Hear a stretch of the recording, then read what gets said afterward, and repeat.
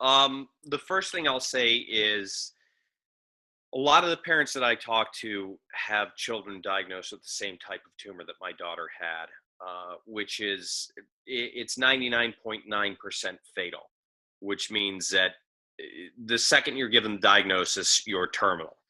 And all you have to do is put in Google DIPG, or diffuse intrinsic pontine glioma, and every single thing that you read about it is that it is universally fatal, terminal, terminal, terminal from the get-go.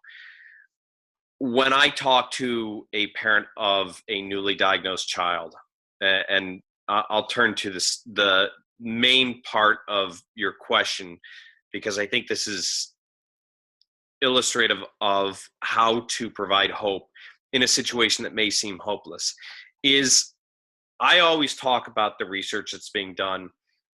I talk about the changes that I've seen since my daughter was diagnosed in 2008 and when she died in January of 2011, the hope and the research and the funding that's happening. And I always try and give parents the understanding that their child could be one of the 12 or 14 that the community has identified as actual long-term survivors. Why not? Why not their child? I mean, they know the battle they're facing. They know what the literature says. They know what the researchers and clinicians are telling them. But they need to be able to get out of bed every single morning, look their child in the eye, and normalize it and try and give their child the best life possible. And you can only do that with hope. Obviously, I don't ever tell a parent that, oh, no, there's going to be a cure found. Don't worry. It's going to happen and your child's going to be saved. They know the odds that they're facing. In terms of somebody that has little access to care or treatment, doesn't have insurance, has really poor insurance, doesn't have anybody to assist them, what would I tell them? I would tell them that, hope is a very dangerous thing. A little hope goes a long way.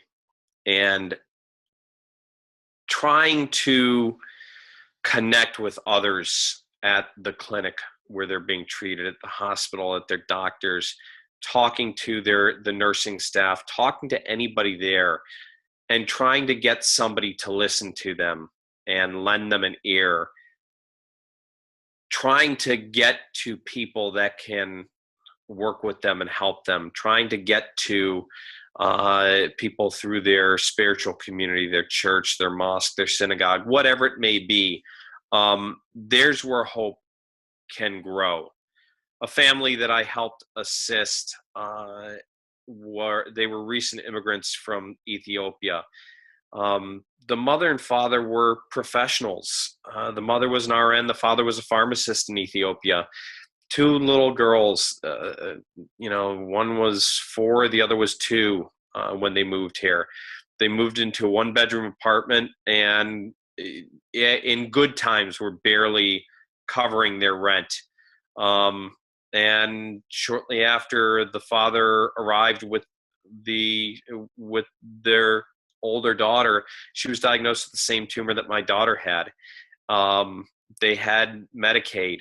They were being denied left and right various elements of coverage. They talked to a social worker, and the social worker remembered me.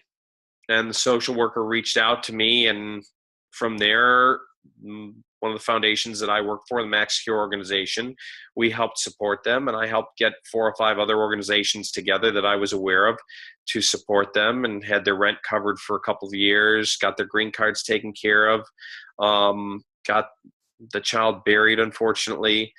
You never know who you're going to talk to, when you're going to connect with somebody that can assist you, and where that hope is going to arise. There's always hope.